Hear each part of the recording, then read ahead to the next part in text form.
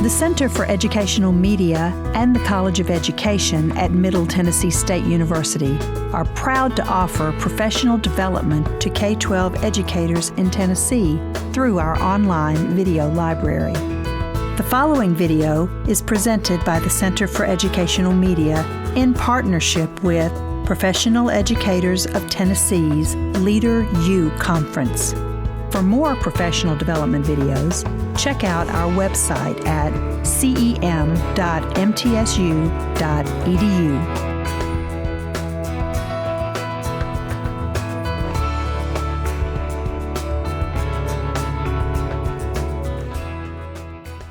Welcome. This is the second session. My name is Megan Benton, and I'm new to the board this year. And today we're here with Angie Markham. And she wanted me to shorten her bio a little bit. She says that she's executive director at Ivy Academy in Chattanooga since 2011, but ultimately she's a teacher at heart. And so she's going to share with us today some of her insight on outdoor learning for every classroom and every course. Okay, so by the end of this session, you will experience how physical movement and engagement foster a sense of contentment in students, which positively contribute to the development of the whole child and consequently the child's academics. Have access to cost-free tools that foster academic engagement for any subject by using real-life items that students encounter daily. See examples of how to do this for your grade level, or know where to reference tools to do this for your grade level. And a resource page is provided that we'll give out at the end, and then we can also share that electronically, and see some astounding data that supports the efficacy of this demonstrated methods. So as I go through this information, I'm going to talk really fast to get through the informational part.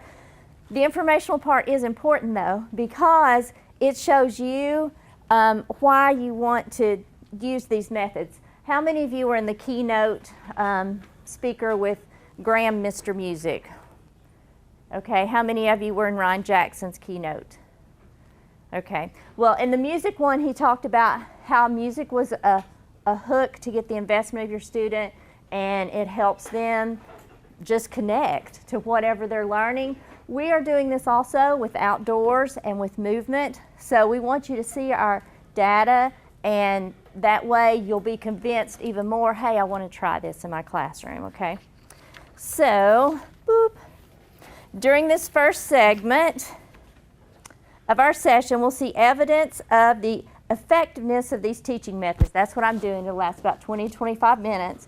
And then during the following segments, you'll see examples of how to implement these methods in your classroom, resources for doing that, and actually participate in a sample lesson. And that'll be about 60 minutes and about 20 minutes each.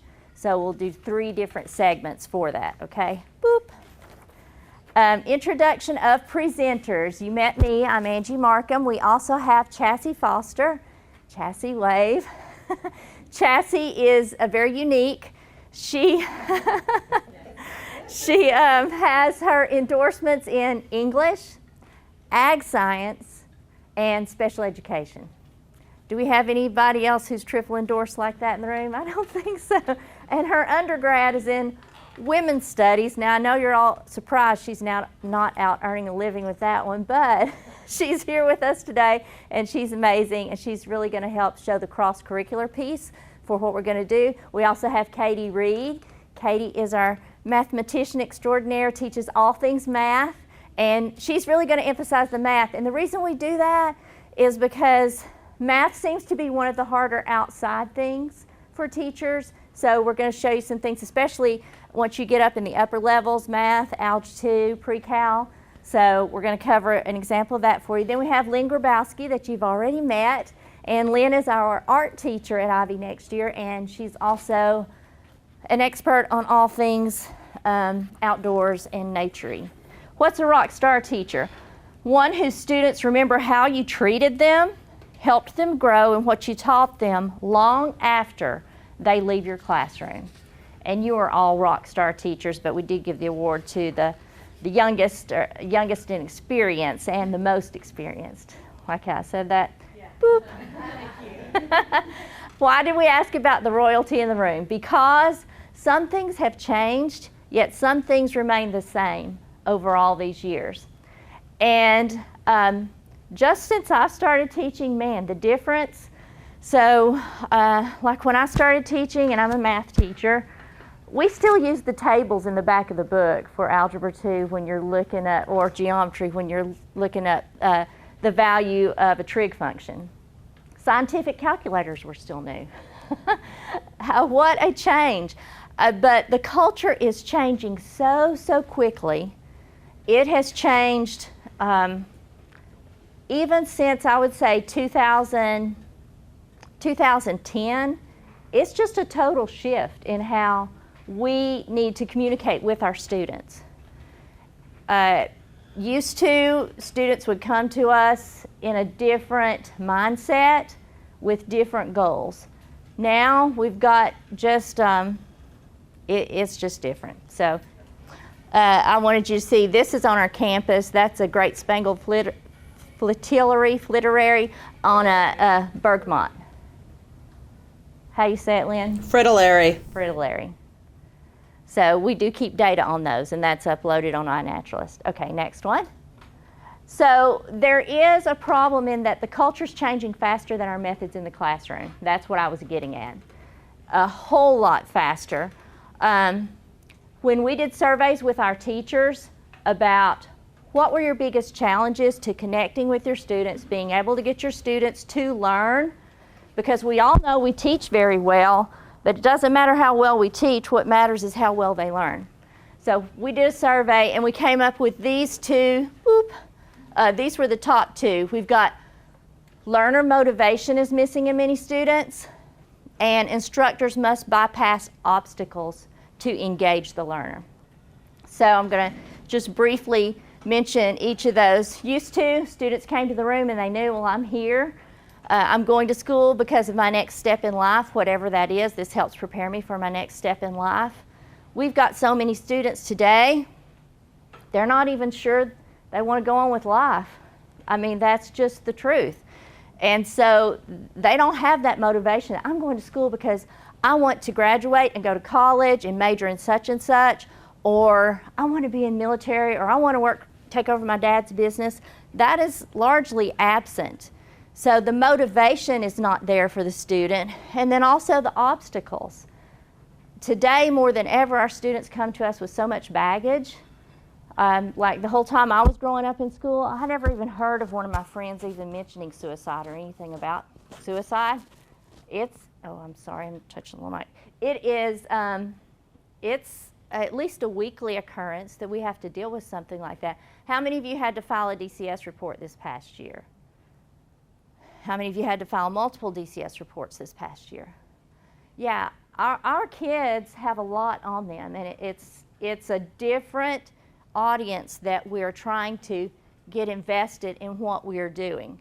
So we've got to find a way to bypass those obstacles, and that's what this Leader U is focusing on. It's the whole child. So we want to find that hook some way, and so we get their investment into learning. Boop. So what we're going to do is we're going to look at how one school, which is our school, Ivy Academy, has utilized citizen science and outdoor learning and movement to increase attendance, positive attitude, and ultimately academics, because, boop, your child is more, your student is more than just a brain. And they are. So, boop. The data presented on the following slides is the average of 2 years of collected data from parents. And over 50% of our parents responded both years. So we feel like this at least gives us a pretty good picture. Now, when you really get into data analysis and scientific data, you can look at this and say, wow, that could be skewed so many ways. And it could, but it does give us a broad picture since we've got over 50% of our parents participating both years, and we took the average of that. So I'm going to go through the outdoor learning surveys that we ask about.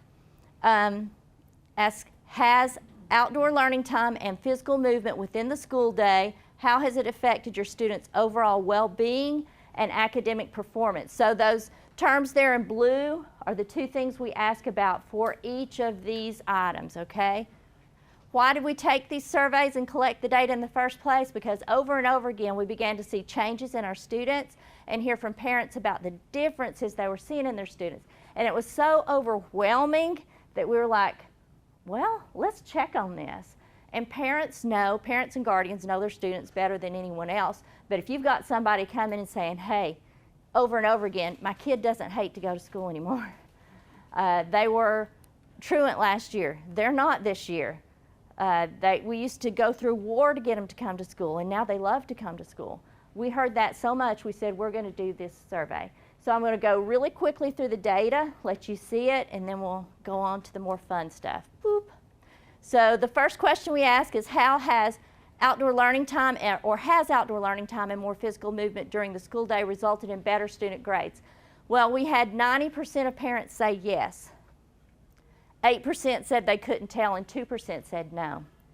So 90% better grades. Now, if we were getting 90% better grades and we weren't doing well on our achievement scores, that would be a problem. But we are doing well on our achievement scores. So that is a positive indicator right there. Boop. Better student attitude about school. Has outdoor learning time and more physical movement during the school day resulted in better student attitude about school? 95% of parents said yes. 3% said they couldn't tell, and 2% said no. You know, relationship is the biggest thing that helps you with your student. But if you've got a student who's sitting there with a bad attitude, you can be my bad attitude student, and I'm trying to relate, you can't start that relationship until you take care of that attitude. So if we've got 95% of the responding parents saying, yes, my student has a better attitude about school, that is a winner. Boop. Next thing we asked about was decreased absences. Has outdoor learning time and movement within the school day resulted in fewer absences for your students? So we had 61% of parents said yes. 30 said they couldn't tell or they didn't know, and then 9% said no. So that's not as astounding, but that's still impressive if you can make an impact on students attending more for 61%. We've got better student health or fitness. That ties into attitude, and that also ties into attendance as well. Has outdoor learning time and more physical movement during the school day resulted in better student health and fitness? 90% said yes. 6% said they couldn't tell, and 4% said no. So that, if a kid does not feel good, that's going to affect them negatively in the classroom. So we're impacting, according to parents, 90% there. Boop. The next thing we asked about was decreased anxiety or depression. Has outdoor learning time and more physical movement during their school day resulted in less anxiety or depression for your student? 76% said yes. 19% said they couldn't tell, and 5% said no. Well, you know, you hear in the media right now the great need for mental health services at our schools and increased need for counselors, and that's very true. But if we can do something that helps decrease the anxiety and depression, we need to do it. So this method has worked for a lot of our students. Boop. And I just added this slide. This was just out from the National Journal of Child Development. They did a study, and they had that teen anxiety and depression was up 70% compared to 2 decades ago. And you know that's true. You've got your kids in the classroom, and you see it all the time. So we have to do something. They're coming to us. It is a brutal culture that they're thrown into because they put the wrong things in their mouths, they eat the wrong foods, they watch the wrong things on the screen all the time. It's just a really, really harsh environment. We need to do something that's going to counteract that. Boop. The next thing we asked about was attention span. So we've got 82% that say their students' attention span has increased since they've been spending outdoor learning time. 13% said couldn't tell, 5% said no. Boop.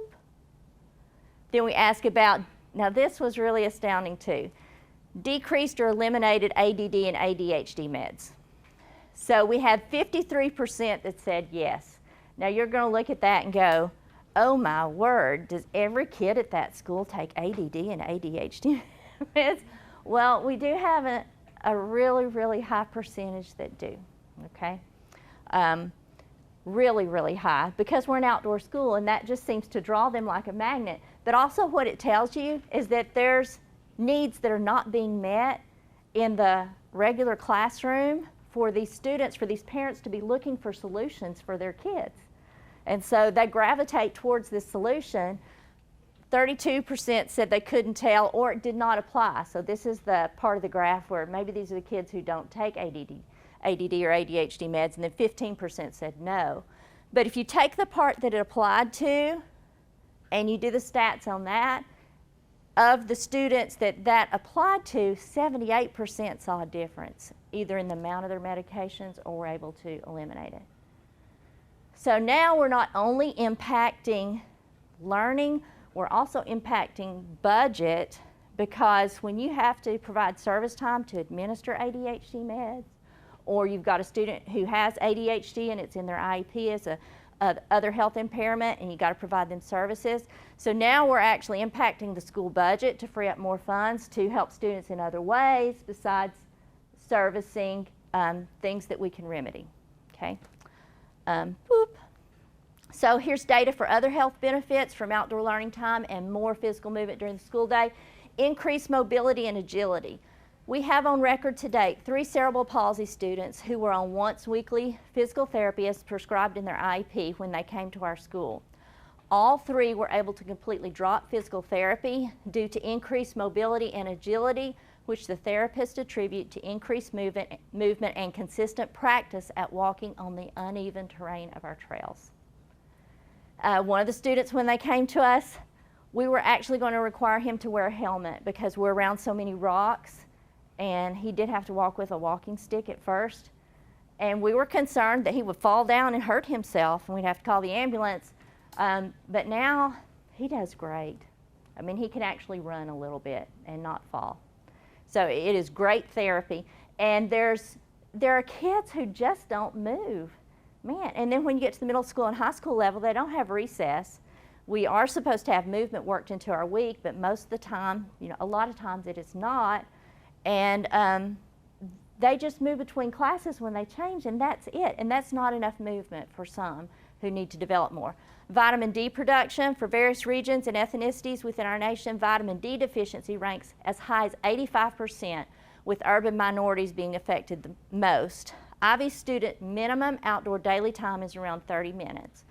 15 to 20 minutes of daily sunlight time is recommended for vitamin D production in individuals who do not get adequate vitamin D from their foods.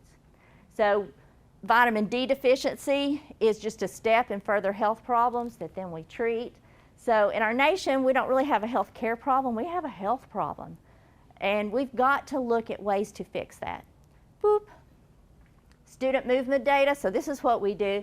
Our students move an average minimum of 30 minutes per day. Okay, that's minimum. We keep track of this data by Fitbits, and we pay an educational assistant a stipend to gather all the data for reference. So we got the Fitbits initially with a grant from Memorial Hospital in Chattanooga, and then we keep the data, but were any of y'all in Dr. Swafford's session on data? She is the data queen, the data kitty. We have had trouble keeping up with the data. Teachers couldn't do it. It was something extra for them to do. And you want to do that, but let's face it, do you have time to do that? No. And then educational assistants, they didn't really have time either, so we just said, hey, we'll pay you this stipend. You stay after school. So now we have a Google spreadsheet that has it in it, and we can refer back to it, and we can make sure that we're getting the movement that we need to. Boop. So this is where we're at. If I said all that, and then the end result, the reason we're here is academics. If we didn't have good academics, then you couldn't believe us. So achievement, we're a good solid 3 out of 4. The state named this chronically out of school. It should be named attendance. We're not doing good at being chronically out of school, okay? This is your attendance rating, but we're 4 out of 4. Graduation rate, 4 out of 4. Student academic growth last year, 1.2. Years before, we had a 5 and 3. So, you know, growth fluctuates because if you have a 5 every year, they're going to be graduating college before they get out of middle school. You just don't have a 5 every year. But additionally, I'll tell you this. How many of you thought that your growth rate was a result of all the individual TVOS, or the growth rate in all the individual courses? Did you think that? Anybody think that? It's not. Like, we had all 3s and 4s and 1, and it resulted in a 1.2. So I don't really feel like that's a reflection of how we grew our students, because that doesn't look so great, but it is what it is. Okay, boop. So before we move on to the fun part, so you can see how any classroom can utilize the tools of outdoor learning time and more physical movement during the school day, are there any questions about that data? I try to not have people sitting while I'm teaching for longer than that time, and I'm sorry you had to sit and listen to that, but I wanted you to see it and get that in. We really are seeing good results, and so we want to share this, and it's fun. Any questions on that data? Any others? You want to flip back and look at a slide or anything like that? Okay. I mentioned our terrain. So a lot of our trail looks like this, that's close to the school. It is part of a riverbed, North Chickamauga Creek. We sit right at the edge of North Chickamauga Creek.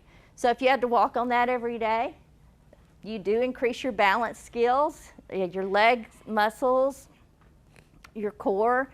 And for kids who don't move very much at all, this is great. This particular photo is of an annual event we have called Day at the Races. And our middle schoolers, they compete to have the fastest boat. They can only use natural materials and twine. And so these little boats that you see out there, they're racing. The creek flows that way, so they put them in up there and see whose boat gets down there the fastest. Some of the boats don't look like boats, but they have fun. They have fun doing it. But we have access to 7,000 acres of T-deck land. So all this we can access. We've got outdoor classrooms. Our students hike up to the top of the mountain at least once annually. But we have a great partnership with Tennessee State Parks. We're all wearing you can't see it here. I'm sorry if I keep on messing with the mic. We have on our Environmental Institute, the State Parks Environmental Institute t-shirt today. But not every school has these amenities for outdoors, so we want to show you what you can do even if you don't have that. The reason we've been able to develop it so much is because we do have that. Boop. So what's up next? Fun for you. Miss Lynne is going to cover examples of citizen science. Take about 15 to 20 minutes. Then our group, then she's going to lead our group in a lesson where we'll actually use the iNaturalist app and we'll collect some data. And then Katie's going to present examples of high school math lessons using outdoor learning time and movement. And then Chassie's going to do the outdoor cross-curricular.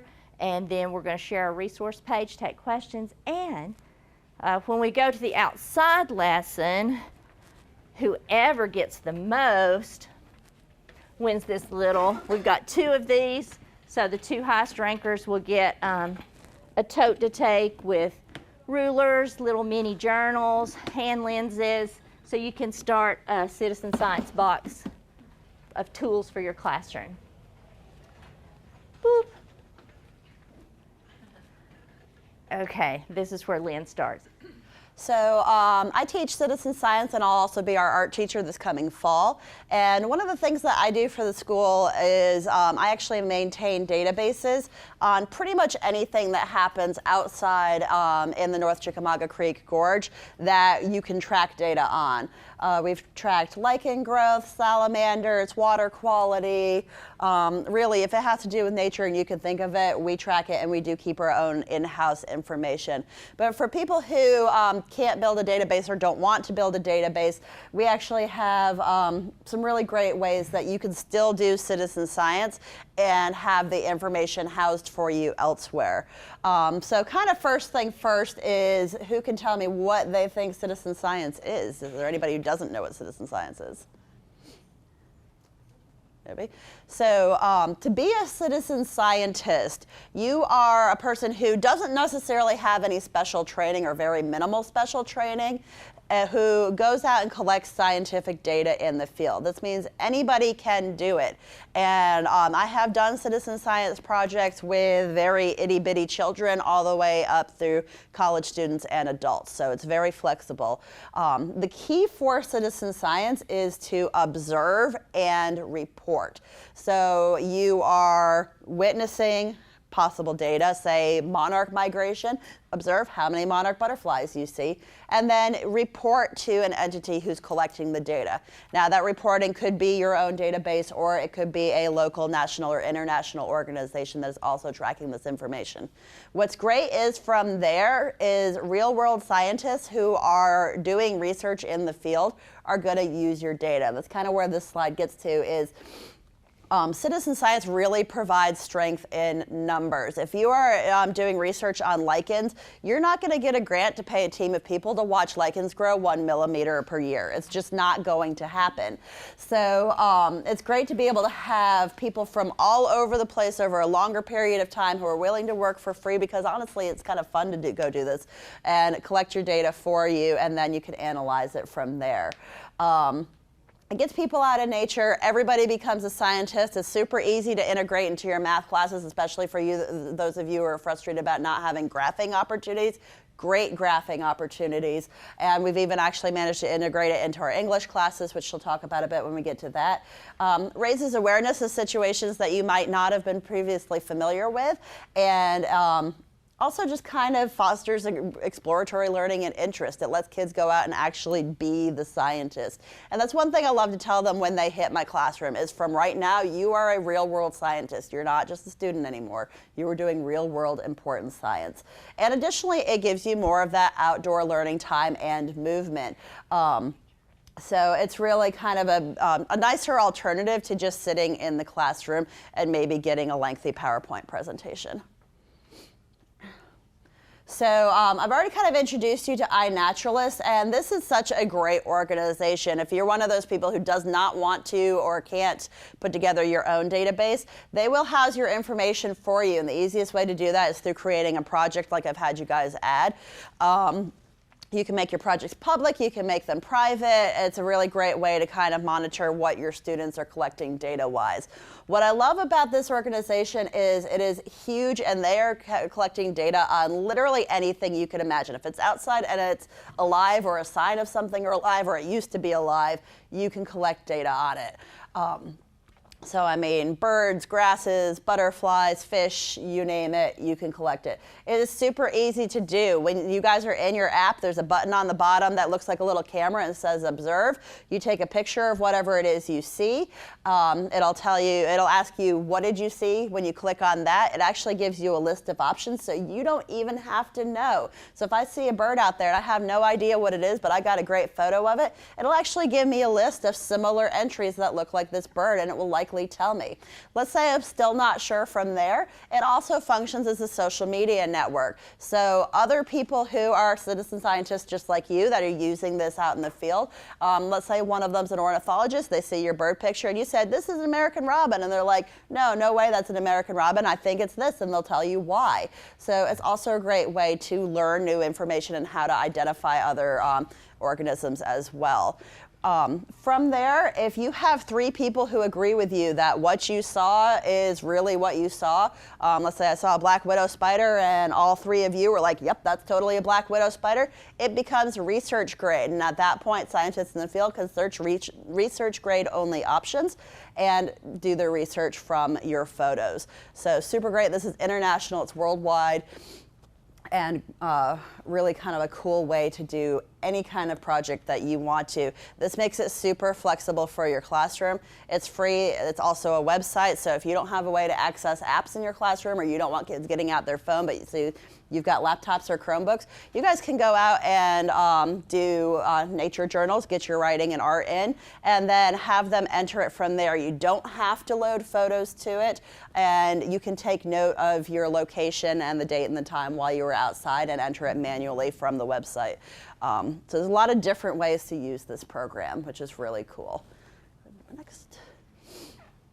And so what is an observation? I mean, an observation, you're going to need to know certain information. One of the ways that I love to do this is through nature journals, and so if you get one of the prize kits, that's why we've got mini journals in there. It's important to keep the same format each time. So when you enter information into something like iNaturalist or a similar program, you're always going to need the same information to create your observation. And that just makes it easy to track the conditions each time, the location each time. If you're looking at, say, a specific bird and you notice it comes out at the same time every day, it's important to always record that information so you can compare it.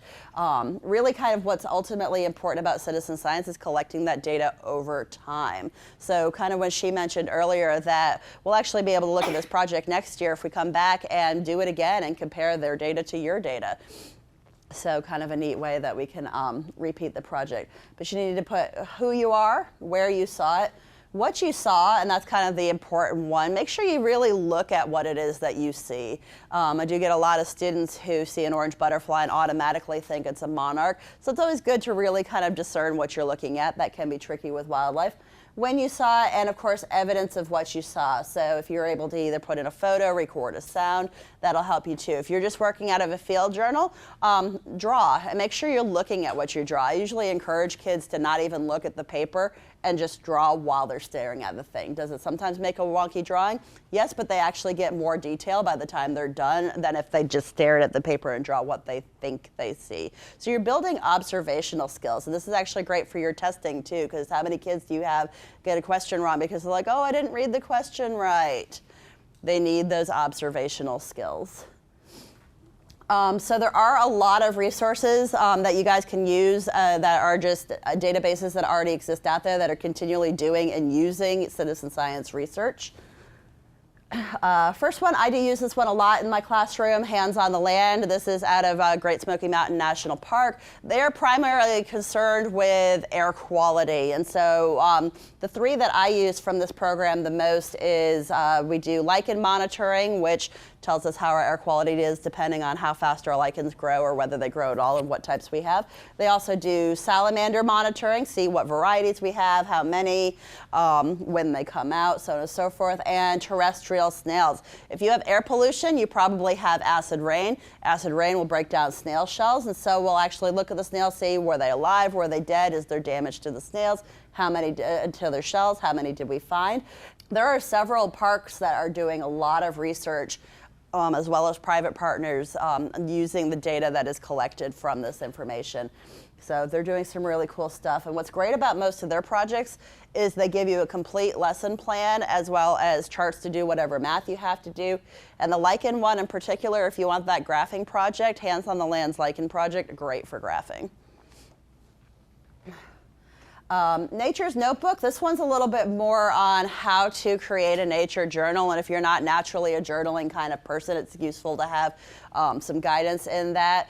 When I mentioned earlier, it's important to kind of keep the same format every time. I do require students in my class to keep a nature journal, and at the end of the year, that's kind of what I look at to see if they made any progress. So they have that the whole time, and that is something they also get to take home once we're done too. So you can keep a look at continual progress. You don't necessarily have to do huge testing because you can see their entire body of knowledge in one book. And they get used to working with a format. So you can see, did their observations improve? Were they following the format? But this gives you several different lesson plans as well as formats to create nature journals. And I believe they have reporting opportunities as well. Project Noaa, this is similar to iNaturalist in that it's a little bit of everything, but it's created specifically for photographers. So for those of you who want to incorporate more arts into your programs and you've got some students who are really great photographers, this is the site for you. Or if you're really just, you want to do some research on a specific creature, you're studying a specific organism, look it up on the site. You will see some of the most amazing photography that you've ever seen. Similar to iNaturalist, people can rate this as to whether or not, this is the creature that you saw and whether or not it's research grade. So they're still gathering some of that same information too, but the focus here is primarily on like photographing as many organisms as beautifully as humanly possible. So it's almost kind of fun just to flip through this and just look at the pictures.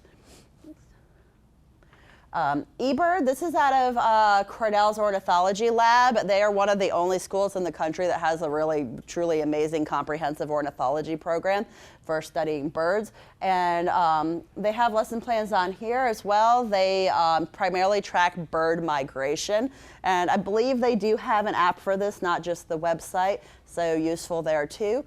And great way to track your spring and your fall bird migrations. They have, if you get onto Cornell's website just in general too, not just eBird, they've got a whole guide where you've got like migration paths, it's got pictures of the birds, their nests, their eggs, when their breeding seasons are, you can hear recordings of the bird calls. So if you really wanted to have your students do a more in-depth project with their birding observations, go deeper into the ornithology website with Cornell and you'll get a wealth of information.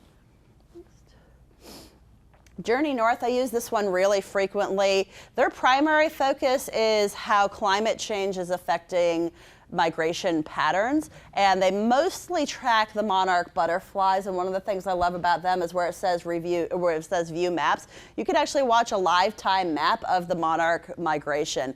If you see just one coming through and you want to know where the rest of them are, you can pull up the map and say, oh, there's a whole bunch of them just north of here, and know that you're about to have a migration event, so you can track it live. But they also track things like signs of spring, signs of fall, they track robin migration, they track hummingbird migration, and I think a few other creatures that don't really live in this area. But I know I think there's one for whales if you live somewhere coastal, and I forget what the other ones are because they don't live here. But really kind of wide national website for us to track migration in conjunction with seasonal change and climate change. All right, this one here, this is the Aquabugs. They've got an app. It functions kind of like a field guide to track for macroinvertebrates. So these are the little insect larvae that live in water, and they tell us a ton about water quality. Depending on what type of larva we have will tell us how healthy our stream is. And it's a nearly free way to really go out, get your kids in a stream for starters. You can do this in almost any body of water. If it's deep enough to have larvae in it, you can look for them. And you can have your students do, again, math and graphing to determine how healthy their water is. And it's actually kind of a complicated math process, so it's kind of fun to get into with them. So any questions on like the resources, how to use them in the classroom, anything like that so for citizen science in general? Yes?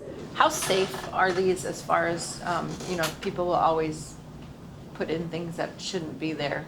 Like, I know that we're restricted at times, but now they've kind of opened it up more to our judgment. So in your judgment, as you're looking at this, have people put things on there that you've gone, ooh, that shouldn't be there? Or, I've never once, not a single time, had that happen. I've never come across anything that's like overly adult or doesn't belong on the website, or not once. And I've been using these for a little over a decade now. Most of these have been around.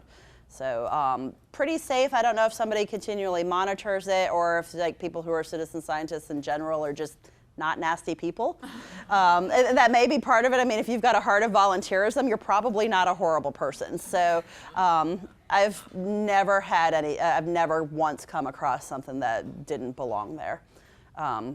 And safety-wise, too, as far as like actually collecting the data, I mean, sort of depends on your habitat, your environment, and the kids and what you're collecting.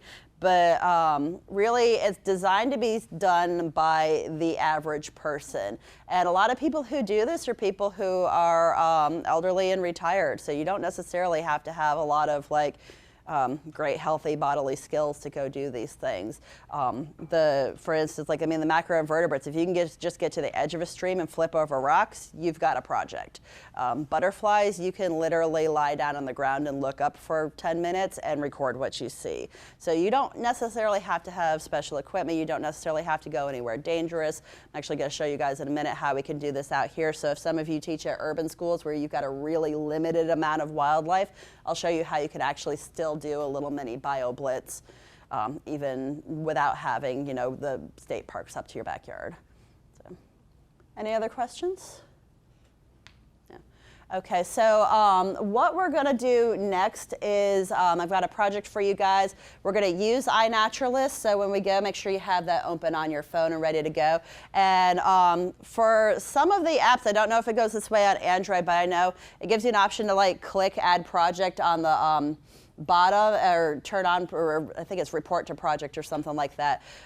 Make sure that's on so that when you report that it actually goes to our project, because otherwise I can't necessarily track you and I'll have to go around the room to see who won.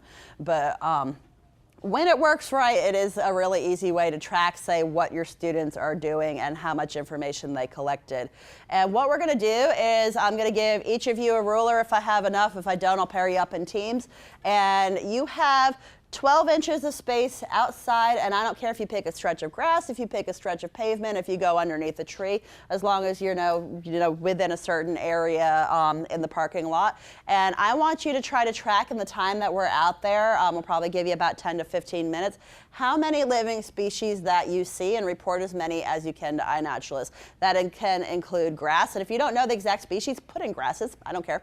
If you see insects, if a bird lands near you, by all means, you can track that too. But whatever you see within that 12 inches of space that you're on the ground, we'll give you hand lenses, you can get close. If you need to dig around a little bit in that space, as long as you put back whatever you found, because we want to leave no trace, that is fine by me. But whatever you find in that space, I want to see it pop up on our iNaturalist. And we'll kind of try to get an idea of just how much wildlife actually lives within just 1 foot of distance outside. So that way all you really need is if you've got grass that sticks out of a crack in your sidewalk at your school, you guys can go outside and do citizen science, because I guarantee at minimum you're going to find some ants or flies or something.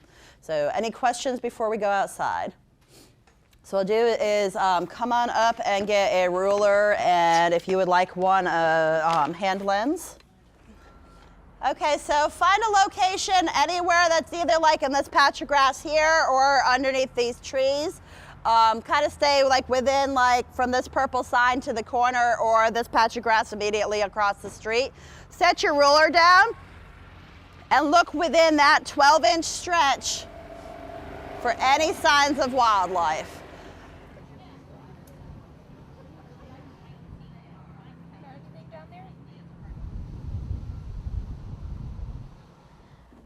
Okay, well, while you guys, please continue to go ahead and continue to tally your observations that you just made.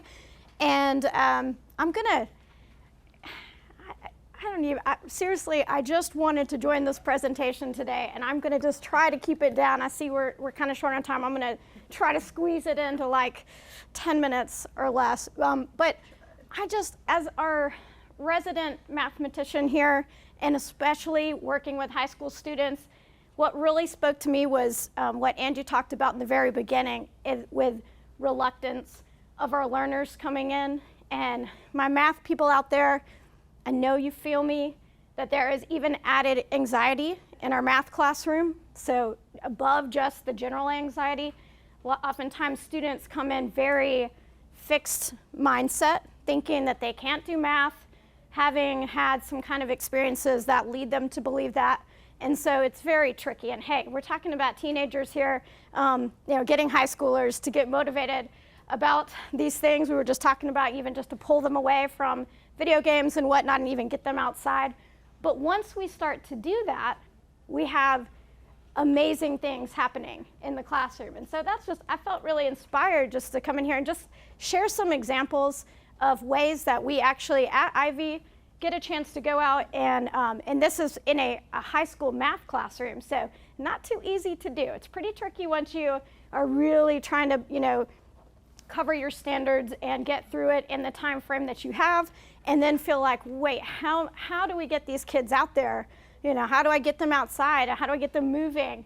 What can we do? How do I bring in the citizen science? So just wanted to show you that it can be done. So if I can do it in high school math classroom, you can do it in your classrooms, and it's awesome for just any age level and across all content areas. And that's something really this piece, Chassie and I are gonna kind of team up together, but I just really wanted to give math the plug, and then she's gonna come in and bring it home with how you can really see it as a cross-curriculum tool.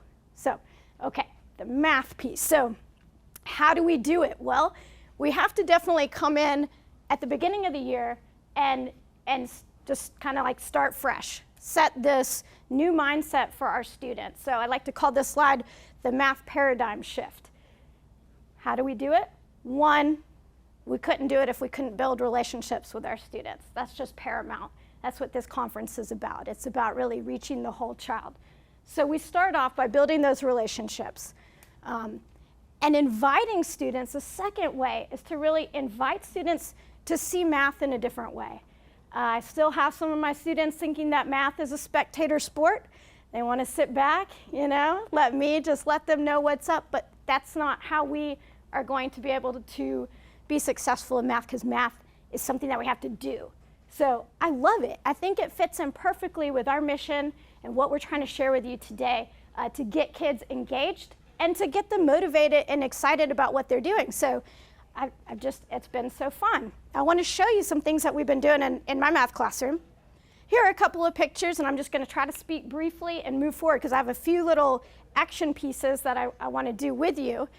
This first one over here, as Angie was saying, we do have just an amazing campus to work with, but you don't even have to have that kind of a campus wherever you are, just taking the time to take kids outside. We were doing a hike here to review before testing. We will go out for the citizen science piece. It's the time that we used to go out and collect data and then even, organize, analyze that data. I created an escape room. I don't know how many of you guys have done escape rooms or taken your students out there.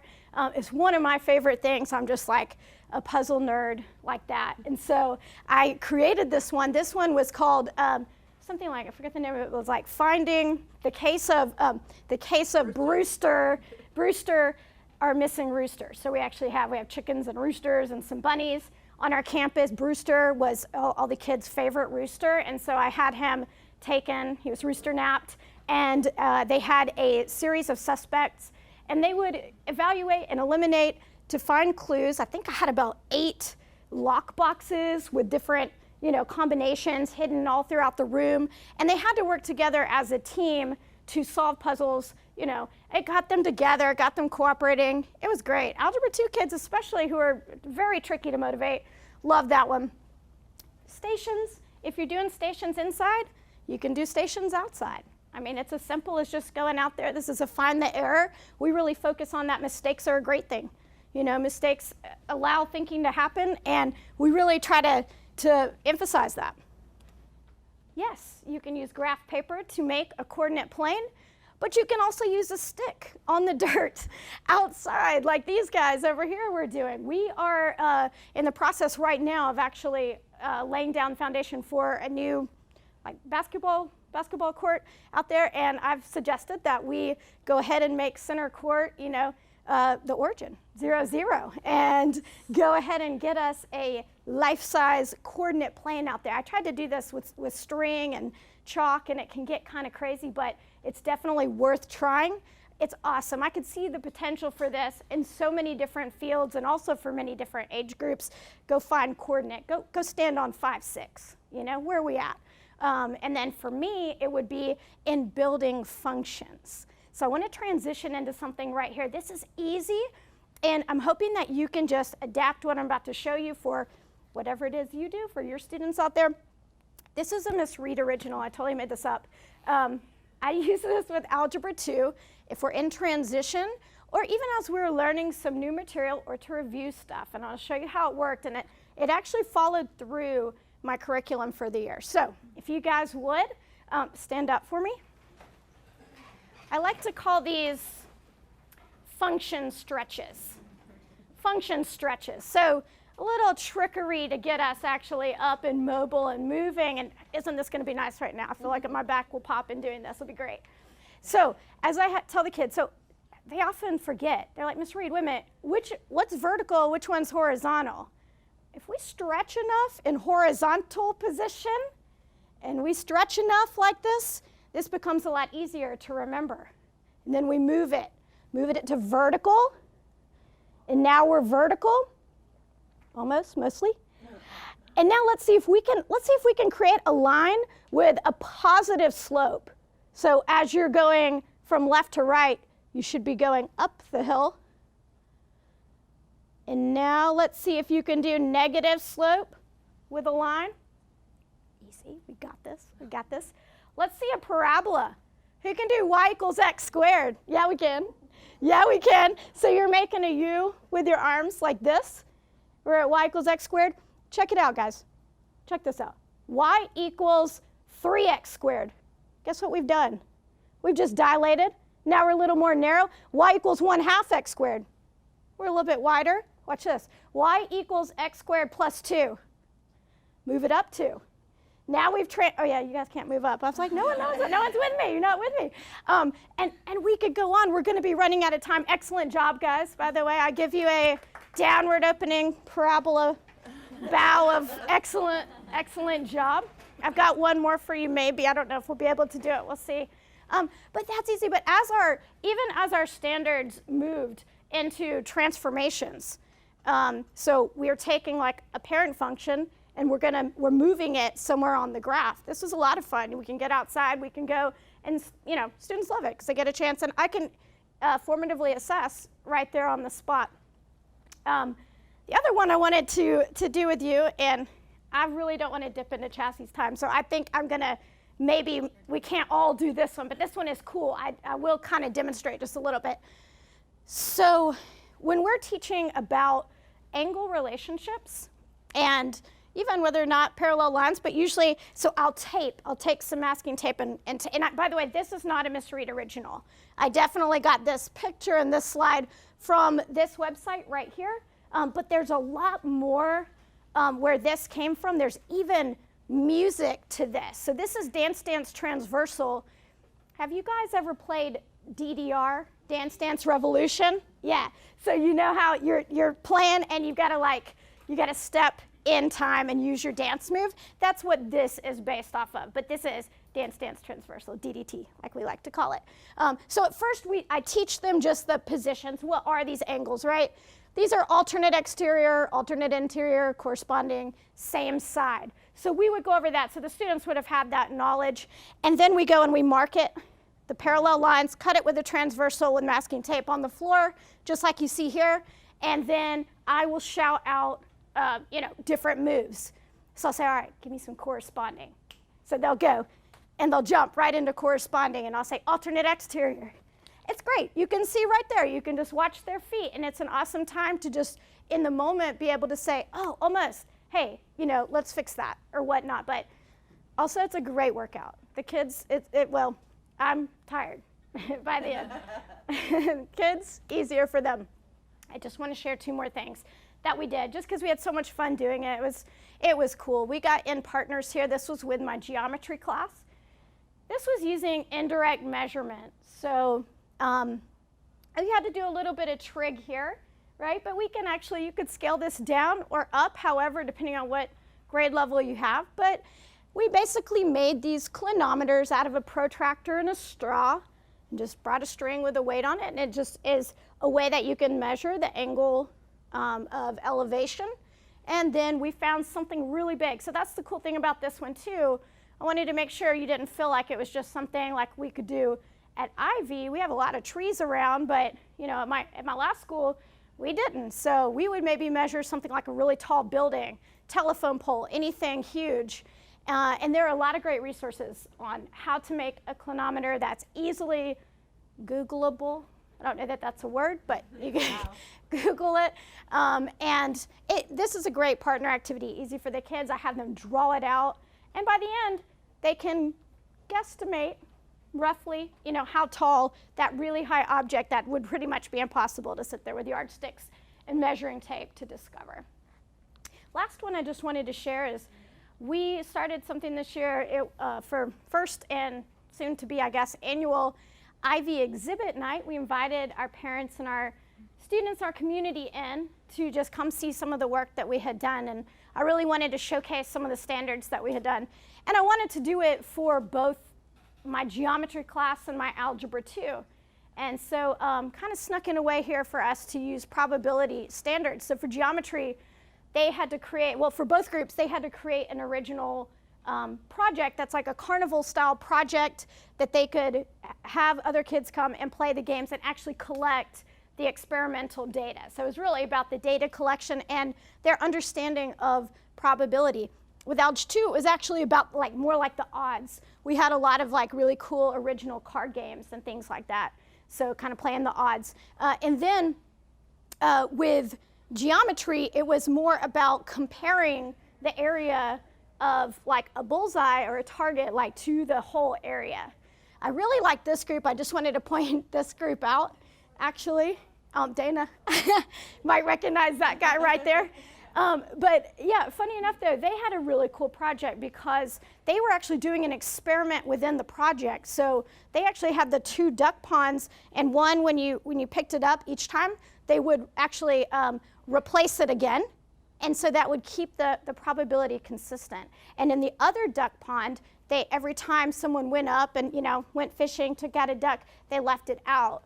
And so they had to keep a running log of the differences in that probability, so with and without replacement. I thought that was great, and this is all original thinking from the kids. So I just love that for them. I'm sorry, Chassie. I'm going to turn it over to Chassie, but the kids love it. They're having a great time. I highly recommend citizen science, movement, outdoor learning. Show you a really quick talk about some cross-curriculum projects that I did using like an environmental education and citizen science as like an anchor. My 8th grade English, my 8th grade social studies teacher partner was starting to get ready for the Transcendentalist movement. So that's Henry David Thoreau, Ralph Waldo Emerson. If you're not familiar, some of the famous authors that are part of that movement. And at the same time, those same students were doing tree phenology in their science class, in their citizen science class. So my kids were having a really hard time analyzing it. Symbolism was going straight over their heads. And so we were really working on finding the deeper meaning. So we actually read the Lorax, which obviously a children's book, but has a very important deep meaning to it. And the kids had to write a literary analysis over that. And so they were all kind of being surrounded by this idea of taking care of our environment, the importance of monitoring what's going on around them, and how it's connected not only to what's happening now on our planet, but also what was going on years ago when we first started the National Park Movement, and we have these famous authors and what they stood for. Another thing I would like to hit on super quick is what I did with my ag science kids. So on your resource sheet there, it tells you the Real World Scholars Program. So it is not necessarily a citizen science-based thing. It's actually to bring entrepreneurship to your schools. You win a grant. It's a grant program. They give you $1,000 for you to start your own business. And so my kids decided to build bat boxes for their business. They actually raised about $1,000 selling them. We sold them for $40 a piece. This was cross-curricular because bats are actually an extremely important mammal, important animal for our ecosystems. They can eat about 1,000 insects an hour. And so for farmers, so they do not have to use so much pesticides, if they had bats on their property, it's actually a really great thing for them. It saves them money and it's better for their crops. So the kids had to purchase all the supplies. So they got a lot of business math in there. They also had to measure out. So we got a lot of geometry, angles. And I got to teach them how to use a circular saw and a power drill. So as a female teacher, I just thought that was super awesome because I got to be the one that housed the toolbox in my class. So it won me a lot of rep, with my boy students.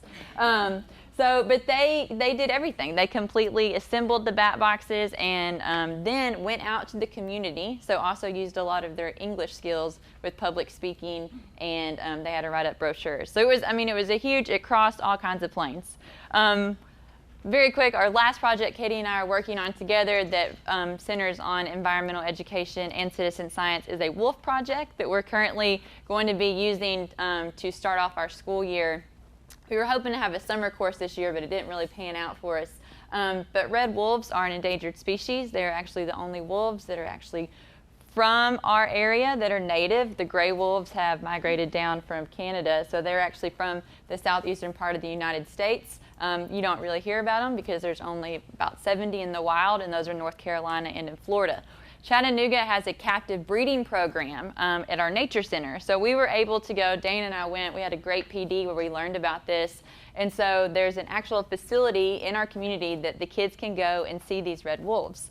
And so Katie and I had planned a cross-curricular escape room that involved chemistry. Kids are going to be doing chemical equations and chemical reactions, an Algebra 2 equation to measure skid marks so we could figure out if the person hit the wolf on purpose. Had to do with history and government, because the big thing out west, if you talk about the gray wolves and even the population of the red wolves, it's a state and federal kind of argument there. So tons of history and government standards. English, my kids are reading American Wolf by Nate Blakesley for their summer reading. I apologize for talking so fast. I just know that I'm out of time. And so it had to do with exactly what we're going into for the beginning of the school year. So as a classroom teacher, I cannot tell you enough that even if it seems overwhelming doing this as an English teacher, it was able to, using citizen science and environmental education as a focus, has just created a lot of positive impact in my classroom. It has allowed for me to talk to my other teachers, my cohort. It's allowed conversations for us to happen. And it really gets you excited, and it gets the kids excited, because what they're learning is now tangible, because it does affect them in a very obvious way.